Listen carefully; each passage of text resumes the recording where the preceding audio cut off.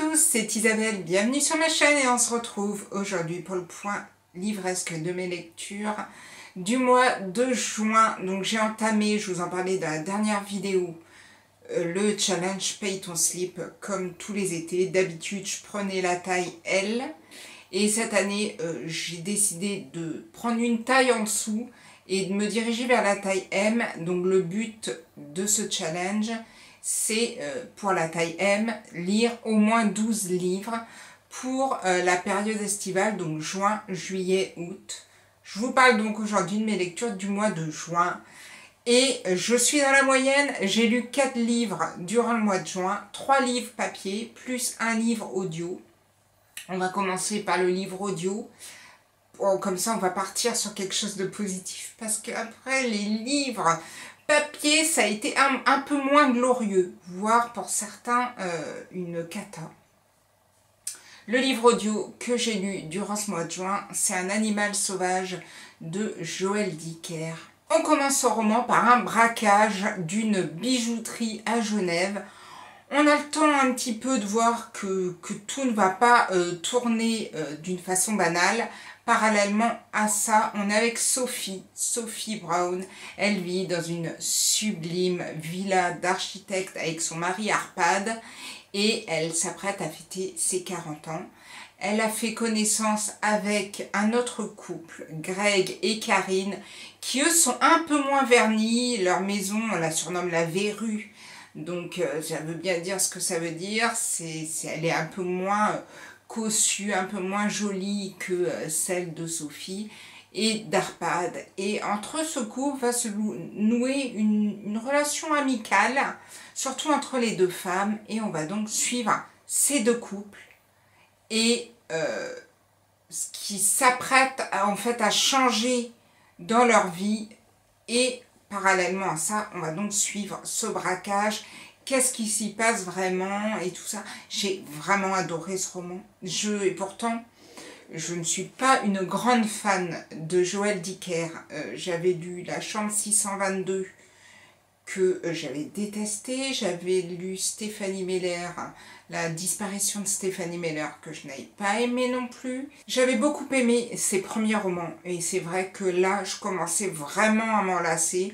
Du coup, je n'avais même pas lu L'affaire Alaska Sanders. Je ne sais pas si je vais le lire ou pas.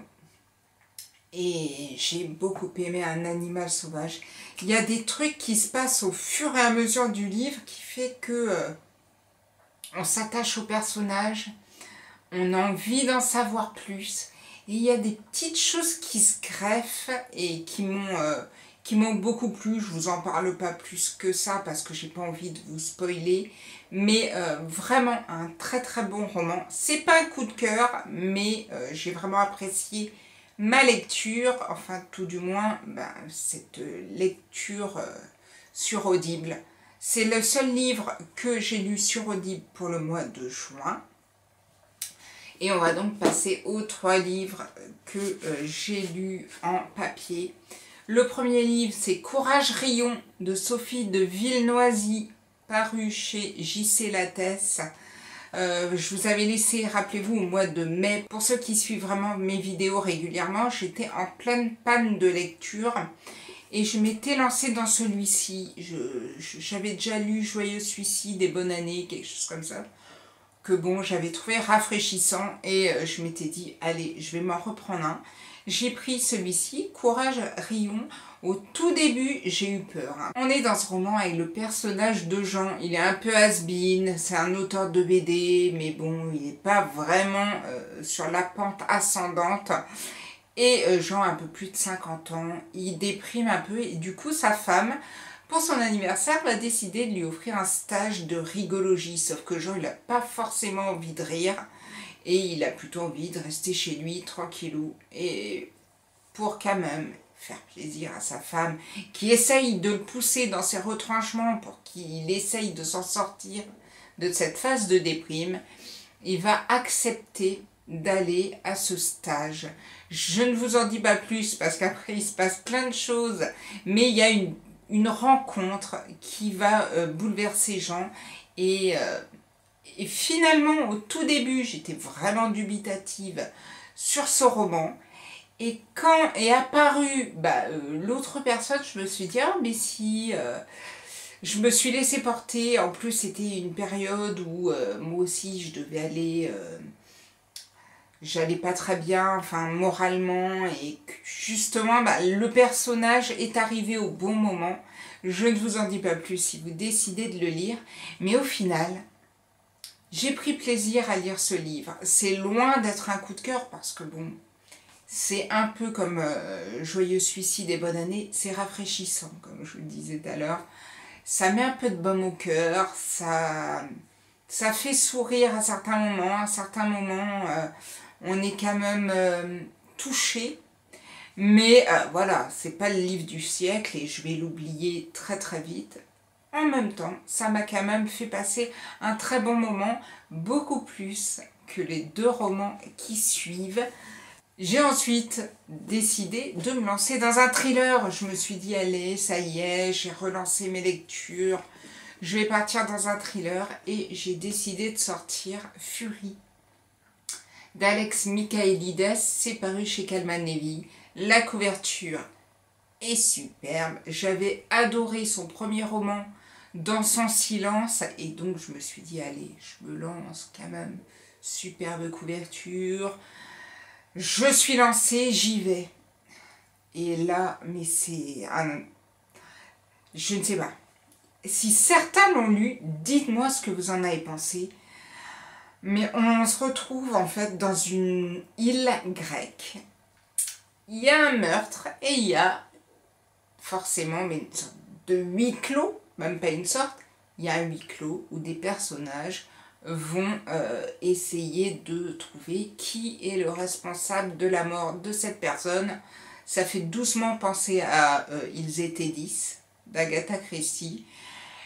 Et franchement, Ils étaient 10, c'était là.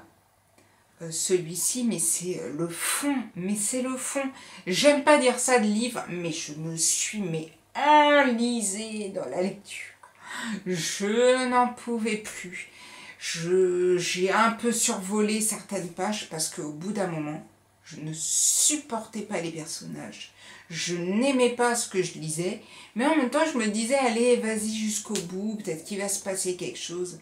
Non, il se passe rien. Rien de transcendant. J'ai perdu beaucoup de temps sur le livre. Je suis allée jusqu'au bout aussi parce qu'on est pendant le challenge Paye ton slip et que je me suis dit, arrivé au bout de 200 pages, autant que ça me constitue un livre de plus pour le challenge. Mais si vous l'avez lu, dites-moi ce que vous en avez pensé. Si vous ne l'avez pas lu, passez votre chemin. Franchement, il y a sûrement de bien meilleurs romans à lire actuellement. Et donc après ce thriller qui ne m'a pas plu du tout, qui m'a complètement déçue, je me suis dit, allez Isabelle, lance-toi dans une lecture légère, puisque tu avais bien aimé Courage Grillon. Ressors un livre de ta palle, Paye ton slip, qui va aller vers l'été, les fleurs et tout. Et j'ai lu Heureux les fêlés, car ils laissent passer la lumière de Raphaël Giordano. J'avais lu son tout premier, Ta deuxième vie commence quand tu comprends que tu n'en as qu'une. J'avais lu ça au tout début de ma chaîne, donc ça doit commencer à dater peut-être 10 ans. Quelque chose comme ça, ce qui ne nous rajeunit pas. Et je m'étais dit, bon, j'avais pas adoré, mais j'avais bien aimé ma lecture. Je me suis dit, allez, je m'en refais un autre. 10 ans plus tard, enfin je dis 10 ans, c'est bien c'est 11 ou 8 ou 9, j'en sais rien. Et j'ai donc sorti celui-ci, qui avait à peu près la même chose qui m'avait tenté dans celui-ci, c'est-à-dire une belle couverture. Une jeune femme avec des fleurs, un ciel bleu. Je me suis dit, ça va me plaire. Je crois que je vais me diriger vers des couvertures moches parce que ça a été, bon, un peu moins dur que Fury, mais c'était pas non plus transcendant. On est avec le personnage d'Henriette, c'est une jeune femme un peu décalée, un peu anxieuse, originale, et elle aime décorer des maisons. Et elle va se retrouver un peu prise au piège, puisque la personne chez qui une des personnes chez qui elle a refait la décoration intérieure a décidé de refaire son jardin. Tout du moins son mari, pour lui faire plaisir à cette femme, a décidé de refaire le jardin par une entreprise. Et finalement, ils ont demandé à ce que Henriette soit mise aussi au projet pour aider l'entreprise pour rénover le jardin. Je ne sais pas si vous me suivez, mais bon, Henriette va donc se retrouver avec les personnages de l'entreprise de rénovation de jardinage. Et bien voilà, je ne vais pas vous gâcher le plaisir. On va tomber dans une petite relation toute mignonne, toute douce, toute gentille. Et est-ce que je vais être vulgaire ou pas? Mais je me suis fait chier tout le long de ce roman. Décidément, c'est pas le genre de roman qui est fait pour moi. Mais autant Courage Rion, j'étais prise dedans. Et c'était pas gnangnan. Là, c'était quand même un petit peu gnangnan. Si bien que pareil, j'ai survolé quelques pages parce qu'arrivé à la fin, je n'en pouvais plus des personnages. C'est vraiment... certaines fois, c'est vraiment la caricature et ça me plaît moyen, quoi. Je suis sûre que ça peut plaire à beaucoup de personnes qui aiment les lectures légères, les lectures douces, les lectures un petit peu faciles à lire en été. Et je suis sûre qu'il y a beaucoup de gens qui pourraient aimer ce livre. Donc ne vous arrêtez pas à mon humble avis. Par contre, pour celui-ci, arrêtez-vous carrément à mon humble avis parce que franchement, lisez Ils étaient 10 d'Agatha Christie, ça se passera beaucoup mieux. Si vous voulez rire, vous pouvez aller sur Courage Rion. Et si vraiment vous voulez un bon thriller, vous avez le nouveau Joël Dicker, Un animal sauvage. On est le 7 juillet. Je galère encore.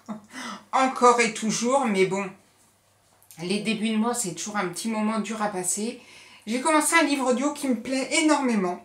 Et j'ai commencé un livre papier. J'ai dû lire 1 ou 2 chapitres. Et pourtant, c'était il y a 3-4 jours. Et pour le moment, j'ai pas eu envie d'y retourner. Donc ça sent pas très très bon. Mais en même temps, j'ai envie de continuer. Donc je vous en parlerai dans ma prochaine vidéo sur les lectures. Mais le livre audio me plaît plutôt bien pour le moment. Et j'en ai pris un peu moins long, parce que c'est vrai qu'un animal sauvage, il était quand même relativement long. Et si, moi, avec ma tête qui a tendance à partir un peu en vrille partout, si je reste pas focus, j'avais des fois un peu de mal à me repérer. J'étais un peu obligée d'aller en arrière pour essayer de me refixer. Là, pour le moment, ça passe super bien avec le livre audio que je suis en train de lire. Il fait 7 heures, je crois, de lecture. Les personnes qui le lisent ont une voix tellement douce et tellement belle que je suis totalement emballée. Donc ça, je vous en parlerai dans ma prochaine vidéo. Et pourtant, c'est un roman dur, mais qui est quand même fait par une autrice que j'ai toujours rangée, malgré le fait que je n'avais jamais lu de livres de cette autrice. Je l'avais toujours rangée dans les autrices un petit peu à la Virginie Grimaldi, ce genre d'autrice un petit peu, on va pas dire lecture facile, mais voilà, un petit peu plus légère. Ben pour le moment, je suis drôlement surprise, donc ça, j'ai vraiment hâte de vous en parler. J'espère que pour vous, le challenge se passe bien, ou tout du moins, que vous faites de belles lectures. Je vais essayer de retourner un petit peu à mon livre papier, parce que s'il ne me plaît pas, j'aimerais bien le finir très vite pour passer à un autre, parce que c'est pas les livres papier qui manquent dans ma pile à lire. Je vous souhaite en tout cas une très belle journée, de belles lectures. Je vous dis à bientôt pour une prochaine vidéo. Prenez soin de vous. Ciao, ciao!